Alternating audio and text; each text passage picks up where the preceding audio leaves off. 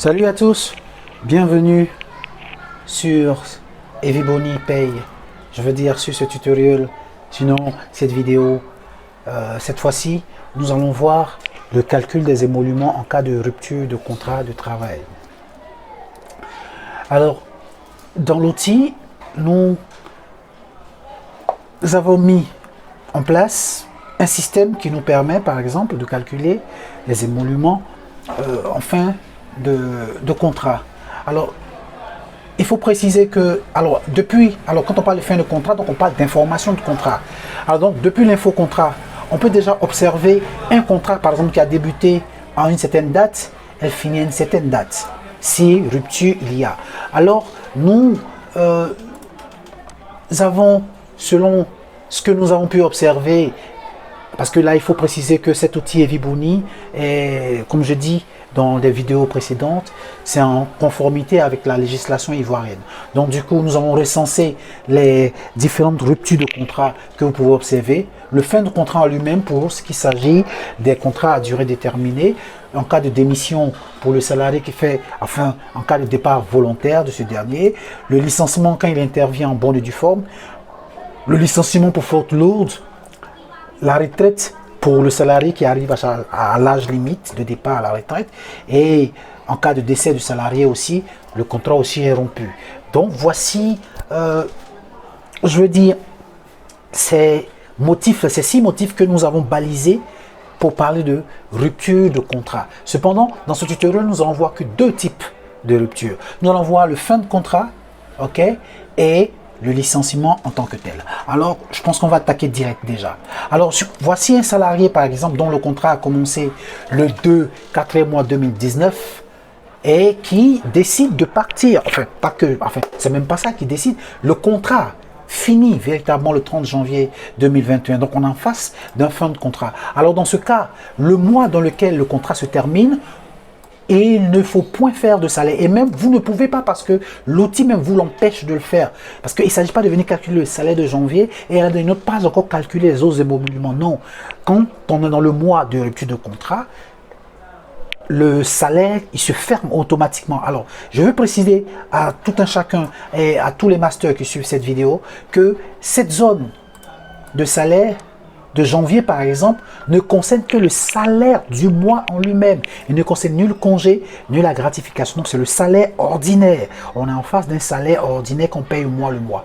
Mais lorsqu'on est en face de rupture de contrat de travail, là, on ne parle plus de salaire en tant que tel, bien que le salaire fait partie, le salaire de présent fait partie, mais là, on va parler maintenant des émoluments qu'on doit lui verser, ce qu'on appelle communément le solde net, un truc comme ça, le solde, voilà, le solde à payer aux salariés en cas de départ, en cas de fin, de rupture de contrat, je veux dire. Alors, je veux dire, quand le salaire intervient, la fin intervient dans un mois, on ne peut pas calculer le salaire dans ce mois. Alors, vous pouvez voir même ici que quand la fin intervient en janvier, comme celui-là, la fin intervient en janvier, on ne peut pas calculer le salaire de janvier. Cette zone grise que vous observez n'est pas de mon fait, c'est le fait du système. Si par exemple je veux dire que le contrat sera en février, il va nous ouvrir le champ pour calculer le salaire de janvier. Parce que je dis que le salaire c'est fin janvier, donc il suppose que dans ce mois-là, au 30 janvier, quand le salarié part, il part avec tous ses émoluments, donc on ne va pas lui calculer le salaire en tant que tel. Mais il y a une page qui est dédiée pour les ruptures de contrat. Et toutes ces informations, comme je dis, ça se passe dans la page de garde menu. Alors, on va sortir dans la page de garde menu. Voilà. On va venir sur info contrat, info rupture de contrat. Alors, je vais effacer ces anciennes informations. Voilà, ça peut prêter à confusion. Voilà. Alors, donc voilà le salarié en question. C'est en cas de départ volontaire.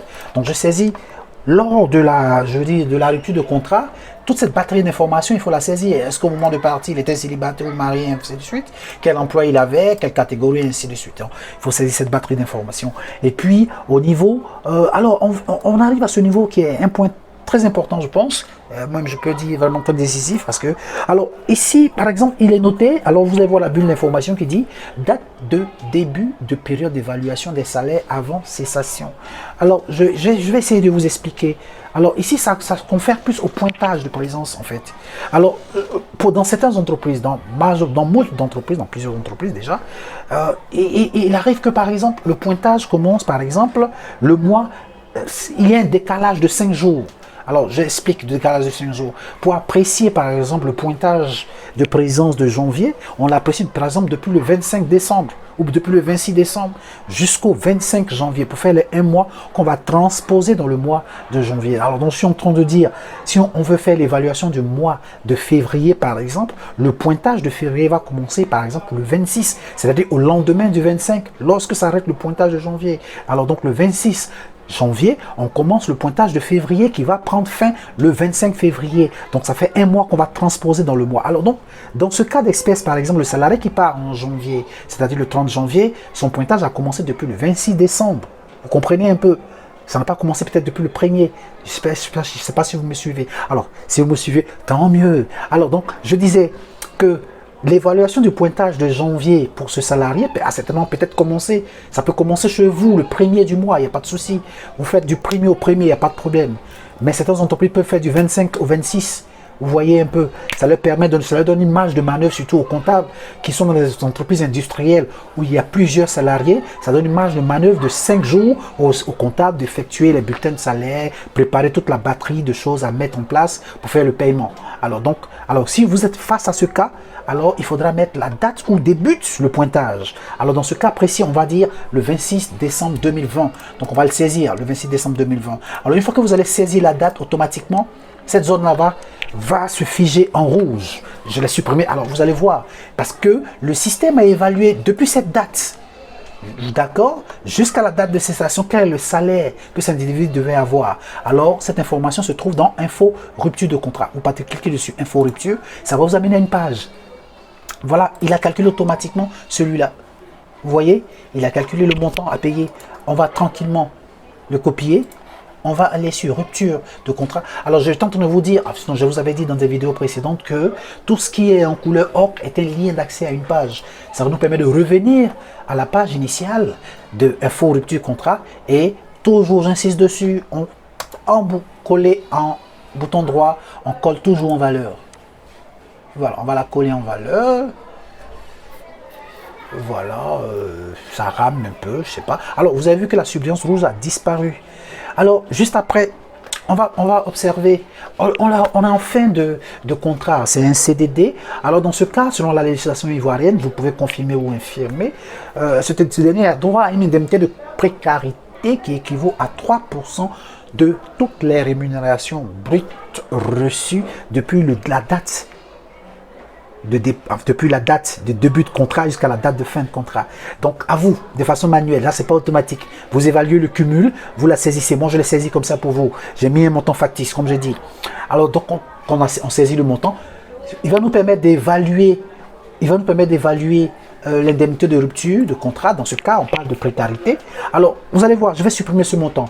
Je l'ai mis comme ça, je vais le supprimer. Alors vous voyez la substance rouge qui apparaît. Du coup, une fois que vous saisissez le montant, je vais supprimer aussi ce montant. La subbrillance a disparu. Mais quand le montant est là, il calcule automatiquement la valeur à prendre en compte au titre des indemnités de rupture. Et dans ce cas précis, on parlera de précarité. Alors cette information, on la retrouve là. Alors, indemnité de rupture. Voilà. La précarité de l'individu se trouve là. Précarité. On va copier l'information. Toujours en valeur. On va la coller. Alors, pour le reste des calculs, ça se passe comme ça. Vous mettez des informations, il calcule automatiquement, vous faites un copier-coller. Donc ici aussi, vous évaluez le nombre de jours. Alors, quand je dis nombre de jours, je n'ai pas dit nombre de mois de congé. C'est le nombre de jours auquel l'individu a droit. Donc, vous évaluez selon votre connaissance le nombre de jours auquel l'individu a droit. Lorsque vous saisissez, paf, cette zone passe en couleur rouge, enfin rouge clair. Vous copiez l'information, vous la mettez là. Alors, idem aussi pour la gratification. Alors, vous mettez le nombre de jours de gratification. Je dis bien le nombre de jours, pas le nombre de mois de gratification. Alors, si le gars il a fait 6 mois de contrat, ça lui fait 180 jours de gratification. Donc, vous mettez les 180 jours là, la base sur laquelle la gratification doit être calculée, le taux de gratification là, et éventuellement, cette zone-là aussi va apparaître en rouge. Donc, si je la supprime, vous allez voir que ça apparaît en rouge. Vous partez chercher l'information à ce niveau, voilà, avec les flèches de direction, la valeur de la gratification. Je viens, voilà, je clique sur l'indemnité, voilà, et je viens au niveau, je cherche ma zone de gratification, elle est là, et je la colle. Et la surbrillance rouge disparaît. Idem aussi pour le transport. Quand vous êtes en train de saisir, vous allez voir que cette zone-là va s'afficher en rouge et ainsi de suite. Alors maintenant, cette zone, on va passer maintenant à la valeur imposable au regard du fisc, c'est-à-dire de la DGI, de la Direction Générale des Impôts, et au regard de l'instance sociale qui est la Caisse Nationale de Prévoyance Sociale. Donc, selon vos connaissances, il faudra pour vous cumuler les rémunérations imposables, les saisies dans les différentes zones, celle qui est imposable au regard de l'impôt et celle qui est imposable au regard de la CNPS. Et éventuellement, une fois que vous avez saisi ces informations, on a mis à disposition, sinon Yves Boni a mis à disposition des barèmes, le barème mensuel, le barème annuel. Donc, selon vos connaissances, il s'agira d'aller dans ces barèmes-là, saisir les montants. Vous avez vu que j'ai saisi dans le barème mensuel le montant. Alors, je peux revenir hein, avec ces liens. Ce sont des liens. Voilà. Ça, c'est le rupture de contrat. Ça, c'est le bulletin de rupture. Alors, donc, quand je clique là, ça me renvoie là avec la flèche de direction. Voilà, je peux naviguer. Alors, vous allez voir que j'ai copié cette information-là. Et c'est elle que je suis venu coller là. Connaissant la situation matrimoniale de l'individu et son nombre d'enfants, ça m'évalue automatiquement les prélèvements effectués au titre de l'impôt et taxes. Et je suis venu simplement la coller. Alors, comme je vous ai dit, on est dans le cas d'un tutoriel, donc voilà. C'est plus la méthode que je suis en train de voir avec vous. Voilà. Alors, on la colle là. Et évidemment, la date de paiement des 10 émoluments, on va la saisir, c'est une donnée très importante. Si cet individu, avant de sortir de chez nous, avant de sortir de l'entreprise, nous devait de l'argent, ben écoutez, on va la saisir.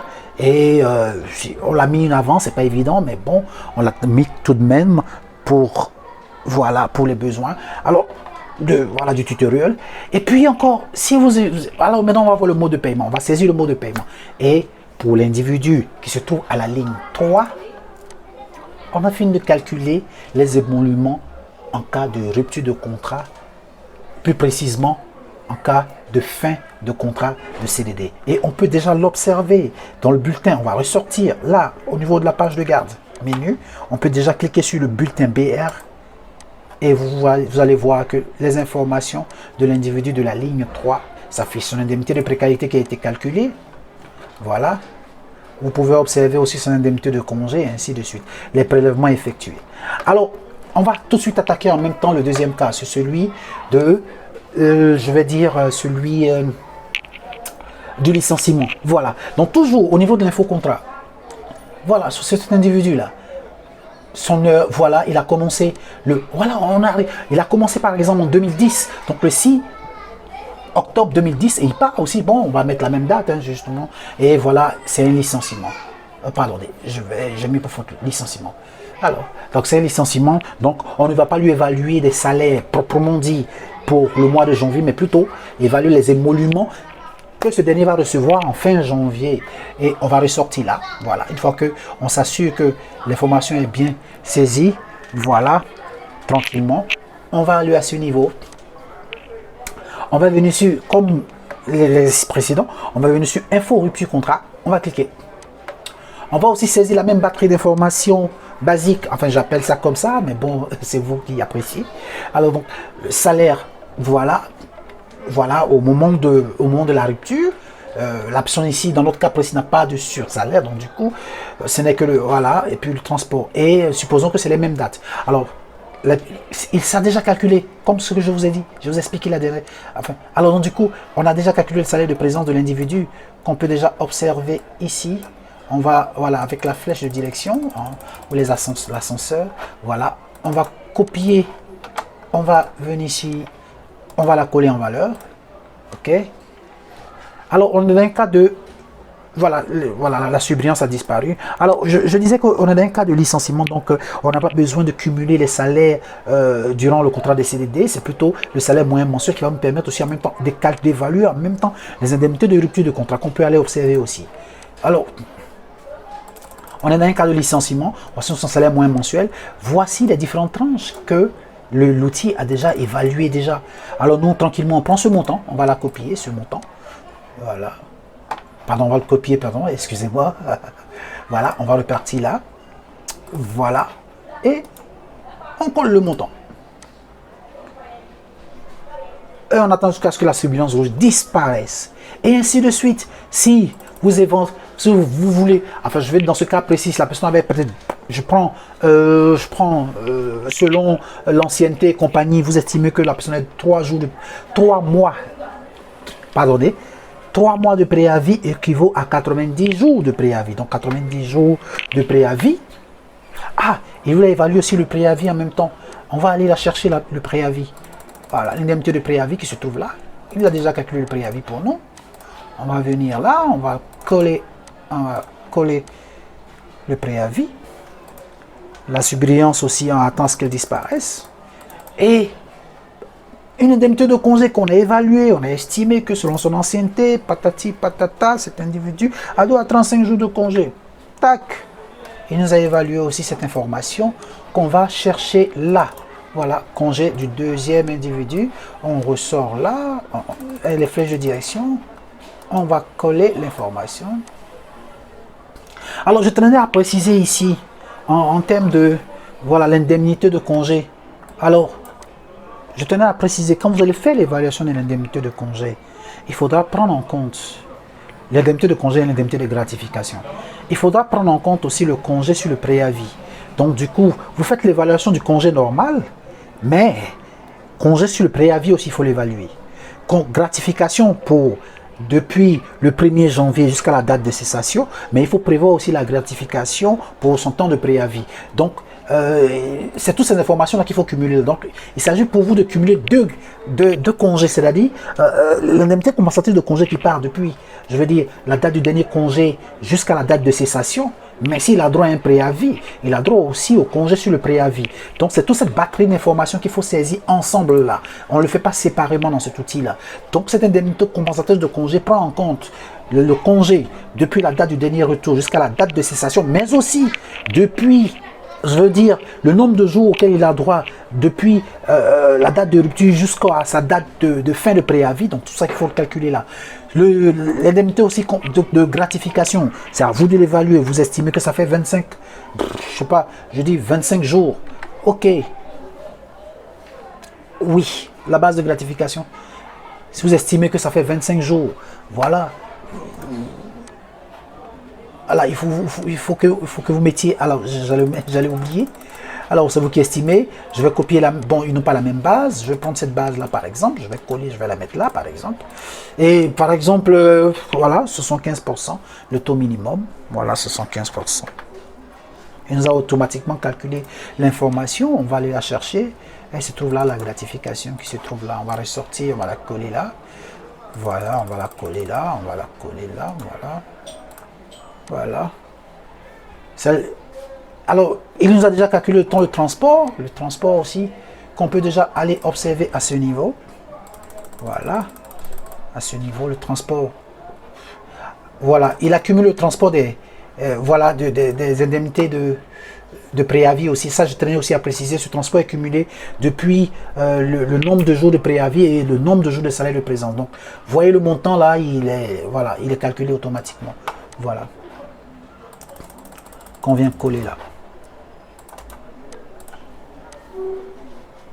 Et éventuellement, on peut déjà observer les différentes.